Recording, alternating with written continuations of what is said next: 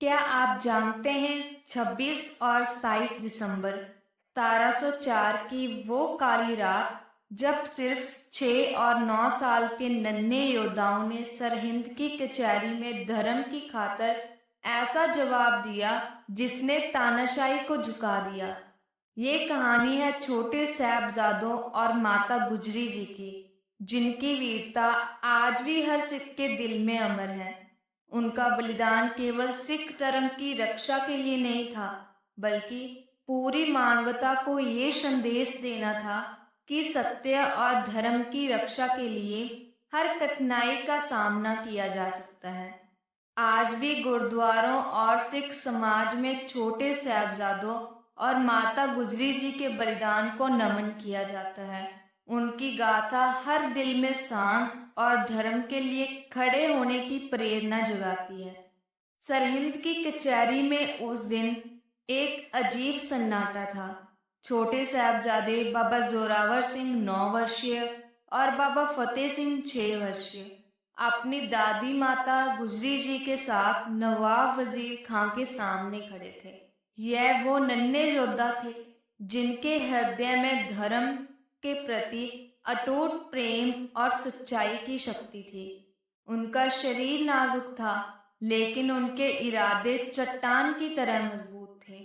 नवाब वजीर खान, जो अपनी ताकत और सत्ता के अहंकार में डूबा हुआ था, इन मासूम बच्चों को डराकर या लालच देकर धर्म परिवर्तन के लिए मजबूर करना चाहता था। उसके लिए ये केवल एक राजनीतिक चाल थी, लेकिन वह इस बात से अनजान था कि वह गुरु गोविंद सिंह जी के पुत्रों के साहस को चुनौती दे रहा है। 26 दिसंबर की सुबह नवाब वजीर खान ने छोटे साहबजादों को अपने दरबार में बुलाया। उनके साथ माता गुजरी जी को भी लाया गया। नवाब ने नन्हे साहबजादों से कहा, तुम्हारे पिता गुरु गोविंद सिंह जी ने हमारी सत्ता को चुनौती दी है। अगर तुम इस्लाम कबूल कर लो तो मैं तुम्हें महल, धन, दौलत और राज से जीवन मिलेगा। तुम दोनों राजकुमार की तरह रहोगे। लेकिन छोटे साहबजादे, जिनके भीतर सिख धर्म के संस्कार और गुरु गोविंद सिंह जी के आदर्शों का संचार था, नवाब के इस प्रस्ताव पर डिगे नहीं। बाबा जोरावर सिंह ने बिना किसी भय के उत्तर दिया, हम अपने धर्म से कभी पीछे नहीं हटेंगे। हमारा धर्म हमारा जीवन है। हमें महल और दौलत की कोई जरूरत नहीं। ये जवाब सुनकर नवाब क्रोधित हो गया। उसने डराने की कोशिश की और कहा, अगर तुमने मेरी बात नहीं मानी तो तुम्हें और तुम्हारी दादी को गंभीर परिणाम भुगतने होंगे। लेकिन छोटे साहबजादों के चेहरे पर कोई डर नहीं था। उनकी आंखों में आत्मविश्वास और सत्य की चमक थी।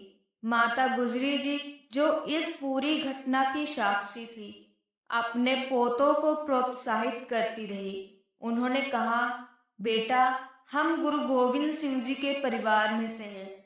हमें धर्म की रक्षा के लिए हर बलिदान को स्वीकार करना चाहिए। मृत्यु भी उस धर्म के लिए स्वीकार्य है जो सच्चाई की राह पर चलता है। उनके ये शब्द साहबजादों को दृढ़ विश्वास और मजबूत कर 27 दिसंबर की सुबह छोटे साहबजादों को दोबारा कचहरी में पेश किया गया।